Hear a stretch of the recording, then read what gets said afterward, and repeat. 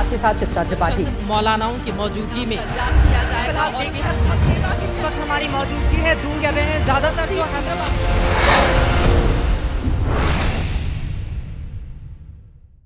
नमस्कार, ABP news पर आप सभी दर्शकों का बहुत बहुत स्वागत है। आपके साथ मैं हूं चित्रा त्रिपाठी। जनहित देखना शुरू कर चुके हैं आप, जनता से जुड़ा हुआ ये शो जिसमें आज की हर बड़ी खबर आप तक पहुंचाने वाले हैं। राजनीति की दुनिया में क्या क्या आज घटा है उसके बारे में बताने वाले हैं और इसके अलावा उन खबरों की भी चर्चा की जाएगी जिनका सीधा सरोकार आपसे है। तो चलिए शुरू करते हैं आज जनहित का ये सिलसिला। मैं मुंबई में मौजूद हूं। महाराष्ट्र की सियासत परवान चढ़ रही है, तो आज की सबसे बड़ी खबर, पहली खबर महाराष्ट्र की सियासत से ही देने वाले हैं।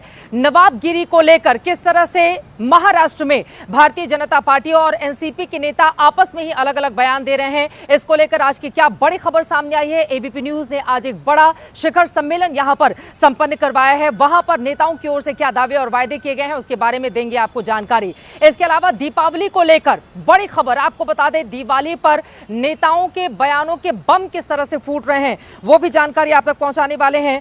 सलमान को फिर से नई धमकी मिली है, ये संयोग है या फिर प्रयोग, कौन है इसके पीछे, इसको लेकर क्या मिली है नई जानकारी, इसके खबर के हर तह तक जाएंगे, आपको बताएंगे इसके पीछे से क्या क्या बातें निकलकर सामने आ रही हैं।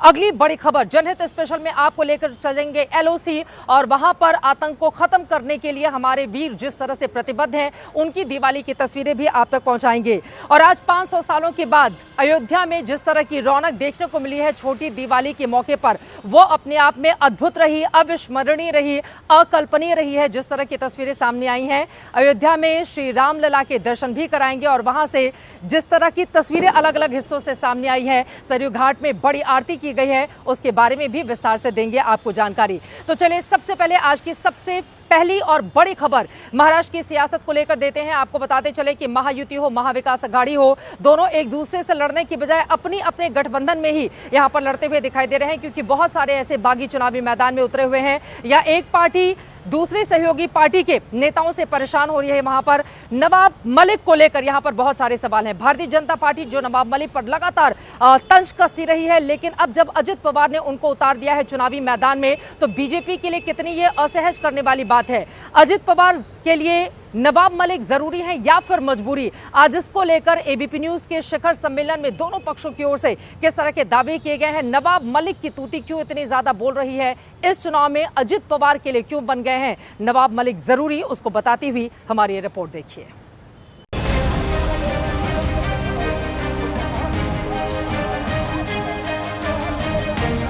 एनसीपी के नेता नवाब मलिक ने तामझाम के साथ कल 2 सेट में अपना नामांकन भरा। एक सेट में नामांकन निर्दलीय और दूसरा सेट एनसीपी के उम्मीदवार के तौर पर था। बाद में ऐलान कर दिया कि एनसीपी के उम्मीदवार के तौर पर चुनाव लड़ेंगे। मानपुर शिवाजी नगर विधानसभा क्षेत्र से नेशनलिस्ट कांग्रेस पार्टी का नामांकन भरा था। यहाँ तक तो कल की बात हुई। अब आज इसमें हुआ ये कि एबीपी न्यूज के शिखर सम्मेलन में बीजेपी और एनसीपी दोनों दलों के नेता पहुंचे। अलग अलग दोनों से नवाब मलिक पर सवाल हुआ। पहले एनसीपी के प्रमुख अजीत पवार का जवाब देखिए। विड्रॉल जब 3 बजे खत्म होगा, जो दिन विड्रॉल का है वो खत्म होगा, तब आपको ये सवाल पूछने का कोई कारण नहीं रहेगा। ऐसा रास्ता हम निकालेंगे। रास्ता निकालने के मतलब नवाब मलिक वापस ले लेंगे नामांकन? अभी कैसे पत्ते खोलूं तब। अब सवाल ये है कि क्या अजीत पवार ने बीजेपी को अंधेरे में रखकर नवाब मलिक को सिंबल दे दिया? ये सवाल इसलिए क्योंकि बीजेपी ने नवाब मलिक को टिकट देने का विरोध मीटिंग में तो किया ही था, कैमरे पर आकर भी विरोध जताया था। नवाब मलिक को हमारा विरोध तभी भी था, आज भी है, कल भी रहेगा। दाऊद या दाऊद के परिवार से व्यवहार करने वाले का विरोध भारतीय जनता पार्टी करेगी। 22 अक्टूबर को ही आशीष शेलार ने नवाब मलिक का विरोध किया था। अब जब एनसीपी ने टिकट दे दिया है, उम्मीदवार बना दिया है, तब बीजेपी का स्टैंड क्या है, ये जानने के लिए शिखर सम्मेलन में हमने महाराष्ट्र के डिप्टी सीएम देवेंद्र फडणवीस के सामने नवाब मलिक का सवाल रखा। राष्ट्रवादी कांग्रेस को एक कहा था कि नवाब मलिक, इनको आप टिकट मत दीजिए, अलायंस में हम उनका काम नहीं करेंगे, बीजेपी उनके साथ नहीं जाएगी, भारतीय जनता पार्टी उनका काम नहीं करेगी। नवाब मलिक को लेकर बीजेपी ने जब स्टैंड साफ कर दिया, तब हमने नवाब मलिक से संपर्क किया। नवाब मलिक कहते हैं कि कोई विरोध करे फर्क नहीं पड़ता, क्योंकि क्षेत्र की जनता उनके साथ है। कोई भी विरोध करे, बीजेपी विरोध करे, शिंदे सेना विरोध करे, जनता का विश्वास हमारे साथ है, जनता का समर्थन हमारे साथ है। अब आपके मन में सवाल होगा कि आखिर ऐसा क्या है नवाब मलिक में कि बीजेपी उनकी उम्मीदवारी का विरोध कर रही है और एनसीपी पक्ष में खड़ी है। असल में बीजेपी नवाब मलिक पर टेरर फंडिंग से लेकर भ्रष्टाचार तक के आरोप लगाती रही है। बीजेपी का आरोप है कि डी कंपनी की मदद से नवाब ने करोड़ों की जमीन हड़पी। दाऊद की बहन से पैसों के लेन देन का आरोप है। डी कंपनी की मदद से जमीन को हड़पने के आरोप को लेकर ही नवाब मलिक को फरवरी 2022 में ईडी ने गिरफ्तार किया था। जब नवाब मलिक को गिरफ्तार किया गया था तब महाराष्ट्र में उद्धव ठाकरे की सरकार थी और नवाब मलिक उद्धव ठाकरे की सरकार में मंत्री थे। तब बीजेपी ने ही नवाब मलिक के इस्तीफे की मुहिम चलाई थी, लेकिन नवाब मलिक ने गिरफ्तार होने के बाद भी इस्तीफा नहीं दिया था। 17 महीने जेल में बंद रहने के बाद नवाब मलिक इसी साल अगस्त महीने में जेल से जमानत पर बाहर आए हैं और अभी जिस अणु शक्ति नगर की सीट से वो विधायक हैं, उस सीट से अजीत पवार की एनसीपी ने सना मलिक को टिकट दिया है, जो नवाब मलिक की बेटी है। बेटी सना मलिक पिता नवाब की सीट से चुनाव लड़ रही हैं, तो नवाब मलिक सीट बदलकर मानखुर्द शिवाजी नगर पहुँच गए हैं, जहाँ से कभी उनके साथी रहे समाजवादी पार्टी के अबू आजमी चुनाव लड़ रहे हैं। मानखुर्द शिवाजी नगर सीट अबू आजमी का अभेद्य किला है और उन्हें हराने के लिए एनडीए को एक मजबूत योद्धा चाहिए। अजीत पवार ने नवाब मलिक को उसी मिशन के लिए आगे किया है। हालांकि इस सीट पर शिंदे की शिवसेना का उम्मीदवार भी है। मतलब एक सीट पर एनडीए के 2 उम्मीदवार होने की वजह से गठबंधन के कार्यकर्ता कंफ्यूज है। लिहाजा अजीत पवार ने नवाब मलिक पर दाव लगाया है। अब नवाब की दबाव की सियासत क्या रंग लाती है, इस सीट से कौन पीछे हटता है और कौन बना रहता है, ये देखना होगा। नवाब मलिक महाराष्ट्र की राजनीति का बड़ा नाम है, लेकिन मूल रूप से नवाब मलिक उत्तर प्रदेश के रहने वाले हैं। 70 के दशक में वो महाराष्ट्र पहुंचे और यहां पर समाजवादी पार्टी के जरिए अपनी राजनीति को आगे बढ़ाया। नवाब मलिक पहली बार विधायक समाजवादी पार्टी के टिकट पर ही बने थे। उनके बारे में जल्दी से दे देते हैं आपको जानकारी। आपको बताते चले 1996 में पहली बार नेहरू नगर सीट से नवाब मलिक विधायक बने। 3 बार लगातार वहां से चुनाव जीते। 3 बार अणुशक्ति नगर सीट से वो विधायक चुने गए। अबू आजमी और नवाब मलिक पहले एक साथ थे, यानी कि साथ साथ थे। अबू आजमी से विवाद के बाद समाजवादी पार्टी से उन्होंने अपना रास्ता अलग कर लिया। एनसीपी से पहले कांग्रेस और समाजवादी पार्टी में वो रह चुके हैं। अब उन्हें अबू आजमी से मुकाबले के लिए मानखुर्द शिवाजी नगर की सीट पर लड़ने के लिए पहुंच गए हैं। ये सीट मुस्लिम बहुल है। 3 बार से अबू आजमी लगातार यहां से चुनाव जीत रहे हैं। 2019 में अबू आजमी को यहां पर 69,000 वोट मिले थे। शिवसेना दूसरे नंबर पर रही थी और उसे 43,000 वोट मिले थे। तब अबू आजमी 25,000 वोटों से चुनाव जीते थे। मानखुर्द शिवाजी नगर सीट पर अबू आजमी की घेरेबंदी हो जाती है तो आसपास की सीटों पर भी इसका असर होगा, जिसका पूरा का पूरा फायदा लेने की कोशिश में यहां पर अजित पवार की टीम लगी हुई है कि वहां के आसपास के तमाम सीटों पर इसका असर डाला जा सके। यही कारण है कि एनसीपी अजित गुट के तमाम नेता इस मुद्दे पर या तो चुप्पी साध लेते हैं या फिर कहते हैं आगे आगे देखिए होता है क्या। महाराष्ट्र का रण जो हर गुजरते दिन के साथ भीषण होता हुआ चला जा रहा है। यहां पर भारतीय जनता पार्टी ने अपनी पूरी ताकत झोंक कर रखी हुई है। महायुति में बीजेपी सबसे बड़ी पार्टी है और वो सबसे ज्यादा सीटें जीतना भी चाहती है। यही कारण है कि प्रधानमंत्री नरेंद्र मोदी से लेकर गृह मंत्री अमित शाह का लंबा चौड़ा प्लान महाराष्ट्र के अलग अलग हिस्सों के लिए बनाया गया है, ताकि बड़े नेताओं के सहारे यहां पर चुनावी नैया को पार किया जा सके। भारतीय जनता पार्टी की क्या है महाराष्ट्र के चुनाव को जीतने की रणनीति, अब उसको बताती हुई हमारी अगली रिपोर्ट देखिए।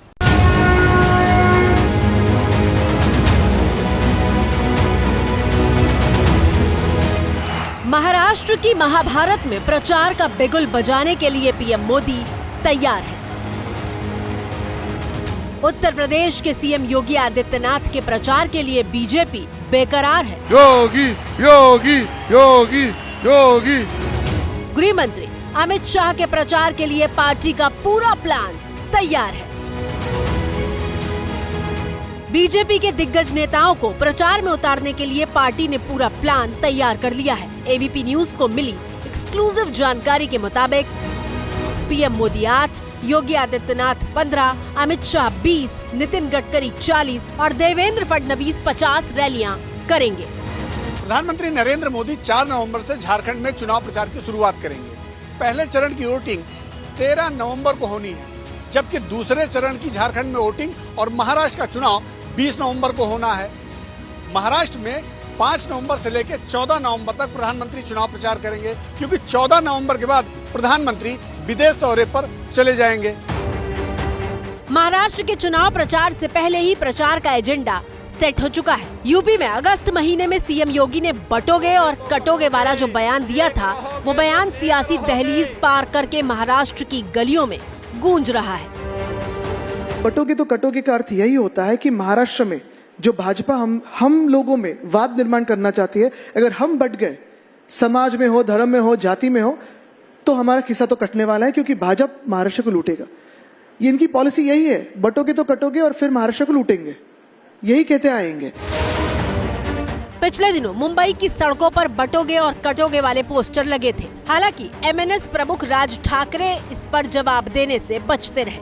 ये बीजेपी कह रही है पोस्टर भी लगे, मुंबई में भी पोस्टर लगे। मैंने नहीं देखे। बटेंगे तो कटेंगे। हाँ, मैंने देखा नहीं। आज शिखर सम्मेलन में महायुति और महाविकास अघाड़ी दोनों तरफ के नेता जुटे। दोनों ने एक दूसरे पर आरोप लगाए। दोनों तरफ से जीत के दावे हुए।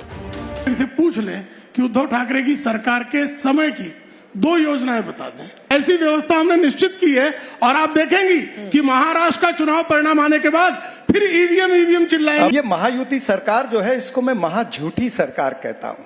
17 प्रोजेक्ट 8 लाख करोड़ के महाराष्ट्र मुंबई से बाहर जाते हैं। 5 लाख युवाओं की नौकरी को ये खा गए। दावों के साथ ही चुनाव जीतने के लिए तैयारी दोनों तरफ से हो रही है। 6 नवंबर को राहुल गांधी भी पहली चुनावी सभा करने जा रहे हैं। उस दिन महाविकास अघाड़ी की तरफ से साझा तौर पर गारंटी जारी करने का प्लान बनाया गया है। कल दीपावली है, हर जगह बम फूटते हुए आपको दिखाई देंगे, लेकिन आपको बताते चले बाबा बागेश्वर ने उन लोगों को निशाने पर लिया है जो पटाखे फूटने को लेकर लगातार सवाल खड़े करते रहे हैं। बाबा बागेश्वर के इस बयान का भारतीय जनता पार्टी के तमाम नेताओं ने एक सुर से समर्थन कर दिया है, लेकिन इस बीच आ गए मुस्लिम धर्मगुरु तौकीर रजा। उन्होंने कहा कि ज्यादा पटाखे फूटने मतलब यह है कि आप पैसों की फिजूल बर्बादी इसमें कर रहे हैं। इसको लेकर कैसे बढ़ गया है बवाल, उसको बताती हुई ये रिपोर्ट देखिए। नेता चुनाव जीतते हैं तो पटाखे फूटते हैं। क्रिकेट में टीम इंडिया की जीत होती है तो पटाखे फूटते हैं। दुल्हन के दरवाजे पर बारात पहुंचती है तो पटाखे फूटते हैं। नए साल का जश्न मनता है तब भी खूब पटाखे फूटते हैं। लेकिन जैसे ही दिवाली नजदीक आती है, कानून की चकरघन्नी घूमने लगती है और बयानों के रॉकेट उड़ने लगते हैं। ताजा बयान आया बागेश्वर धाम के पीठाधीश्वर पंडित धीरेन्द्र शास्त्री का, जिन्होंने पूछ लिया दिवाली पर पटाखा फोड़ना गलत है तो नए साल पर सही कैसे हो गया। साहब ने कहा कि जो है पटाखों से प्रदूषण होता है, 1 जनवरी को इनका ज्ञान पर गायब हो जाता है। हैप्पी न्यू ईयर के नाम से पूरी दुनिया में पटाखे होते हैं, तब प्रदूषण नहीं होता है।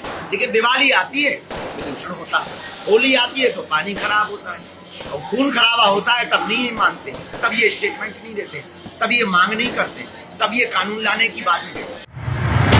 होली पर पानी बर्बाद मत करो, दिवाली पर पटाखे मत फोड़ो, शिवरात्रि पर दूध मत बहाओ, गणेश उत्सव पर मिट्टी की मूर्ति मत विसर्जित करो। अलग अलग कारण बताकर अलग अलग तरह की सलाह दी जाती है। लेकिन अब धीरेन्द्र शास्त्री ने दिवाली पर सुतली बम खरीद लिया है और सुतली बम को कहां रखकर फोड़ना है ये भी बता दिया है।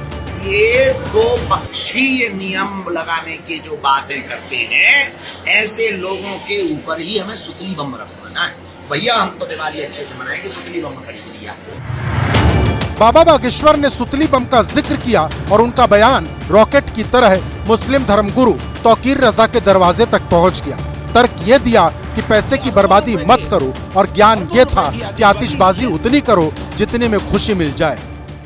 मेरा कहना ऐसा है कि देश का भी नुकसान हो रहा है, समाज का भी नुकसान हो रहा है, लोगों के पैसे में आग लग रही, देश के पैसे में आग लग रही है।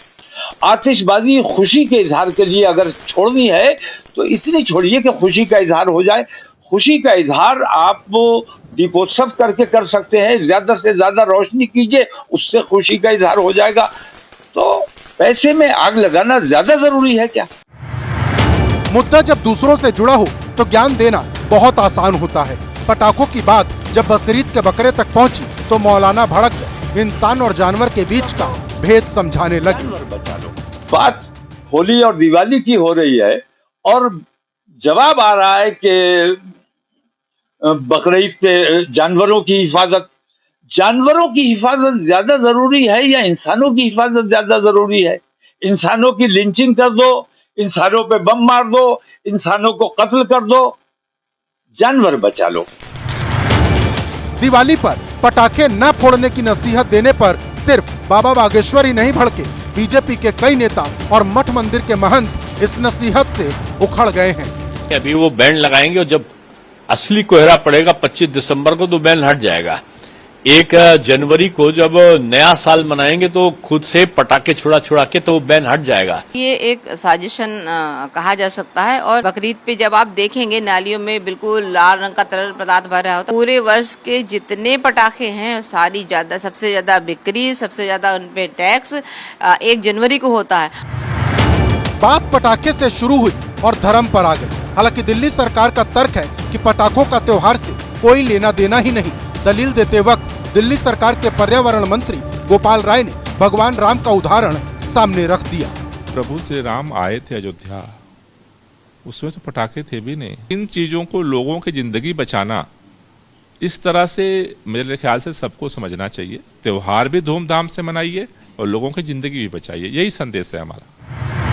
वैसे डॉक्टर भी बताते हैं कि पटाखे जलाने से बुजुर्गों और बीमार लोगों को नुकसान होता है, लेकिन तमाम नसीहतों और कोर्ट के आदेश के बाद भी दिवाली पर खूब पटाखे फूटते हैं। दिवाली से पहले भी फूट रहे हैं, लेकिन मामला सेहत से होते हुए अब सनातन पर आ गया है। सदगुरु जग्गी वासुदेव ने भी सोशल मीडिया पर वीडियो जारी कर पटाखा बैन की मांग करने को गलत माना है। Let not people who are suddenly environmentally active say no child should have crackers. This is not a good way to go. सरकारों का काम होता है लोगों को बेहतर सुविधाएं देना, उनकी हर जरूरतों को पूरा करना ताकि स्वास्थ्य के संदर्भ में उनको कभी शिकायत का मौका सरकार से नहीं मिले। धनतेरस के खास मौके पर प्रधानमंत्री नरेंद्र मोदी ने 70 साल के ऊपर के बुजुर्गों को स्वास्थ्य संबंधी आयुष्मान योजना को लेकर ऐलान किया तो बीच में दिल्ली के सीएम अरविंद केजरीवाल भी कूद पड़े। उन्होंने दिल्ली वाले मॉडल को लेकर क्या कही है बड़ी बात और किस तरह से अब आयुष्मान कार्ड वर्सेस दिल्ली वाले मॉडल को लेकर दिल्ली की सियासत नए सिरे से आगे बढ़ी है। चूंकि चुनाव अब दिल्ली में धीरे धीरे करीब आते हुए चले जा रहे हैं, लेकिन स्वास्थ्य के मुद्दे को लेकर भी दोनों पार्टियां किस तरह से आ गई हैं आमने सामने, अब जरा वो जानिए। धनतेरस के मौके पर प्रधानमंत्री नरेंद्र मोदी ने मुफ्त इलाज वाली आयुष्मान योजना का दायरा बढ़ाकर 70 साल से ऊपर के बुजुर्गों को सेहत की जो सौगात दी थी उस पर एक बार फिर दिल्ली की सियासत गर्मा गई है। मैं दिल्ली के बुजुर्गों की माफी मांगता हूं। देशवासियों की तो सेवा कर पा रहा हूं, लेकिन राजनीतिक स्वार्थ की वृत्ति की दीवारें मुझे दिल्ली के बुजुर्गों की सेवा करने से रोक रही है। फिर आयुष्मान योजना का दिल्ली के अंदर कोई मतलब नहीं रह जाता है। यही मैंने कल प्रधानमंत्री जी से निवेदन किया कि आप दिल्ली के मॉडल को स्टडी करके दिल्ली के मॉडल को पूरे देश में लागू कीजिए। अरविंद केजरीवाल ने साफ कर दिया कि दिल्ली में सिर्फ दिल्ली सरकार का हेल्थ मॉडल चलेगा, क्योंकि मोदी सरकार ने आयुष्मान योजना में शर्तें लागू की हैं, जबकि दिल्ली सरकार की आरोग्य स्कीम में सब कुछ अनलिमिटेड है, वो भी बिना अस्पताल में भर्ती हुए। आयुष्मान योजना में बहुत सारे घोटाले हैं। आयुष्मान योजना कहती है कि आप जब अस्पताल में भर्ती होगे तब आपको 5 लाख रुपए तक का इलाज होगा। भर्ती हो ना भर्ती हो, आपको आईपीडी ओपीडी सबका सारा इलाज फ्री है। दिल्ली के अंदर सब कुछ फ्री है। तो आपको 5 रुपए की क्रोसिन चाहिए या आपको 50 लाख रुपए या 1 करोड़ रुपए का इलाज कराना है, सब कुछ फ्री है।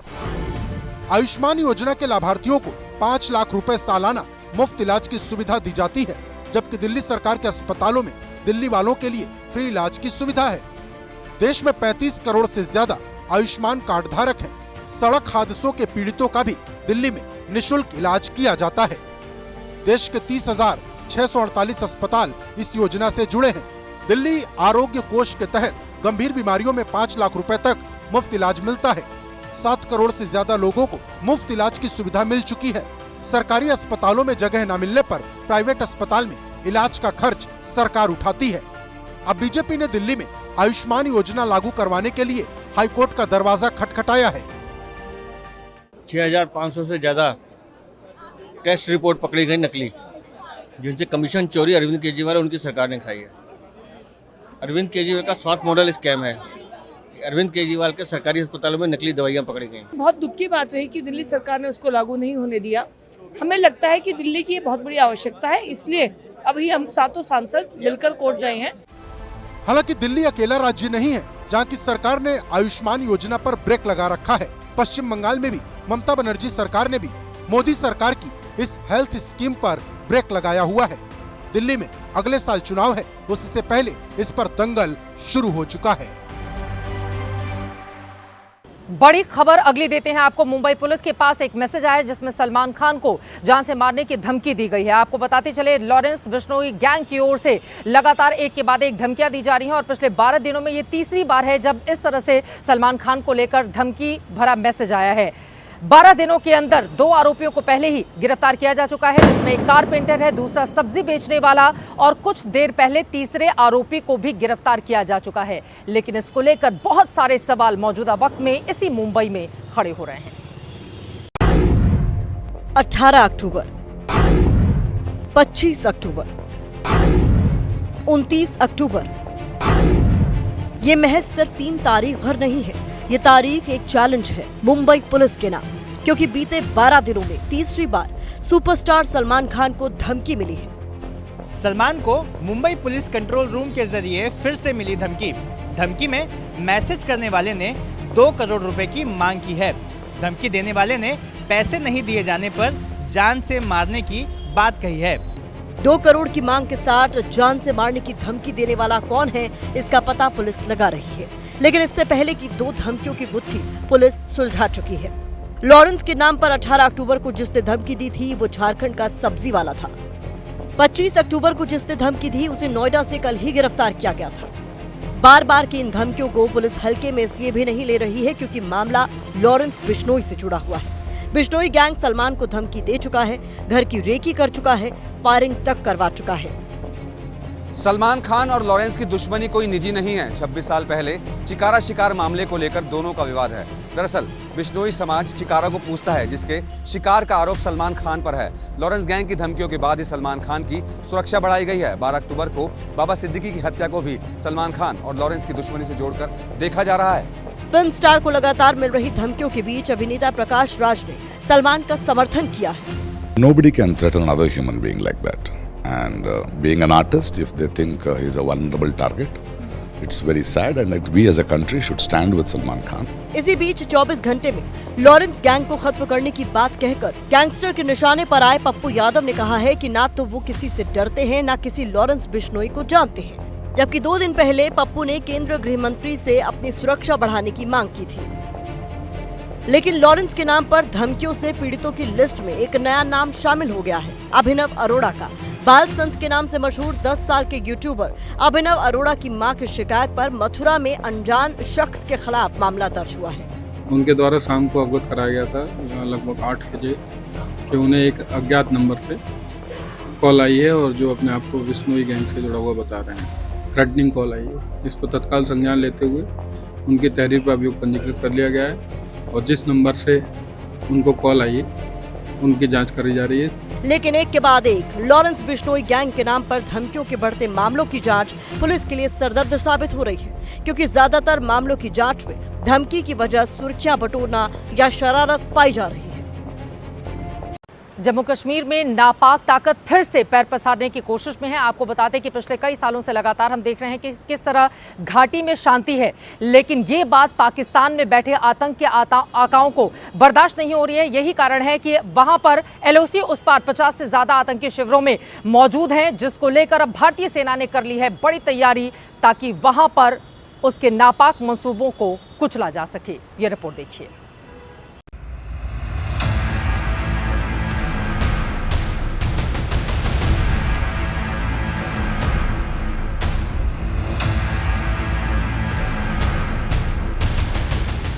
हर नापाक साजिश नाकाम करने के लिए देश के जाबाजों ने कमान संभाल ली है। दुश्मनों का एक परिंदा भी देश की सीमा में दाखिल नहीं हो सकता। भारत माता की जय, भारत माता की जय, जल, थल और नभ में कालचक्र तैयार है और दहशतगर्दों के पाताल लोक की टिकट कंफर्म हो चुकी है। ये तस्वीर लाइन ऑफ कंट्रोल की है, जहां रणबांकुरों की गश्त बढ़ी हुई है। फेंसिंग से भी जवानों की नजर सीमा पार टिकी हुई है। हम इस समय भारत पाकिस्तान एलओसी पर हैं और इस खुशियों के इस पर्व में पाकिस्तान कोई खलल न डाल पाए, इसके लिए यहाँ पर किस तरह से चौकसी बरती जा रही है। शाम का समय है और 24 घंटे भारतीय सेना के जवान कुछ इसी तरह यहाँ पर बॉर्डर पर जो है लगातार डटे हुए हैं। सीमा पर यह हलचल तब तेज हुई जब 2 दिन पहले ही जम्मू के अखनूर में 3 आतंकियों ने सेना की एम्बुलेंस पर घात लगाकर हमला किया था। मैराथन ऑपरेशन में सेना ने 3 दहशतगर्दों को जहन्नुम पहुंचा दिया। ऑपरेशन खत्म होने के बाद सेना ने बताया कि सीमा पार से 50 से ज्यादा आतंकी घुसपैठ की कोशिश में हैं। आज की डेट में हमारे हिसाब से लॉन्च पैड के क्रॉस बढ़ती रहती घटती रहती नफरी 50 से 60 टेररिस्ट हो सकते हैं। ये इंटेलिजेंस सोर्सेस हमको आया गया है। हम अब काफ़ी अच्छे प्रिपेयर्ड हैं, गियर्ड अप हैं इस चीज़ में। हाल ही के दिनों में आपने देखा होगा ऑपरेशन सारे सक्सेसफुल हो रहे हैं और आई एम श्योर इससे इम्पैक्ट पड़ेगा टेररिज्म पे। अखनूर में जो 3 आतंकी मारे गए, ये घुसपैठ की कोशिश में जुटे आतंकियों के ग्रुप से नहीं है, लेकिन बीते कुछ दिनों से घाटी में आतंकियों ने सिर उठाने की जो जुर्रत की है, उसे पाकिस्तान घुसपैठ के लिए मुफीद मान रहा है। घाटी में आतंकवाद को जिंदा करने के लिए पाकिस्तान ड्रोन का सहारा ले रहा है। ड्रोन के जरिए पाकिस्तान जम्मू कश्मीर में ड्रग्स, हथियार और पैसा भेज रहा है। इस मौसम में घास का फायदा उठाकर सीमा पार से आतंकियों के घुसपैठ की कोशिश हो रही है।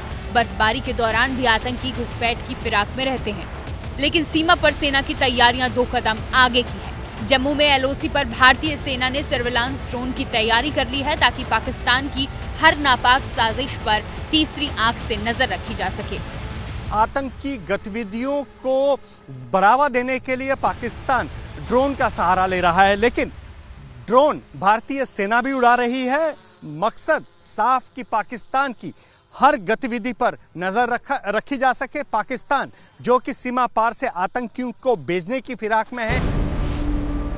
एक तरफ भारतीय सेना नापाक साजिश पर तीसरी आंख से नजर रख रही है, तो साथ ही पाकिस्तानी ड्रोन को हैक करने के लिए भी तैयारी पूरी कर ली गई है। पहली बार भारतीय सेना ने सीमा पर एंटी ड्रोन सिस्टम तैनात किया है।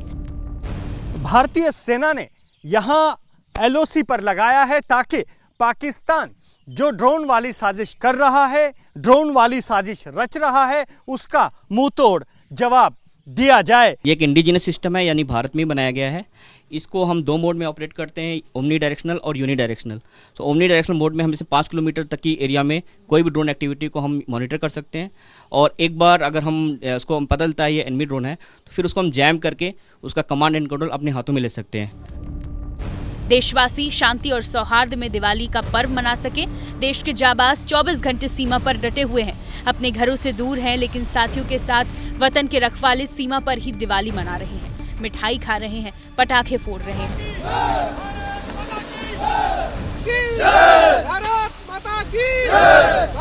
एलओसी पर पटाखों की आतिशबाजी सीमा पार आतंकियों के लिए भी संदेश है कि घुसपैठ की कोशिश की तो जवान असली बम बंदूक की आतिशबाजी करेंगे और दहशतगर्दों के मंसूबे चिथड़े होंगे।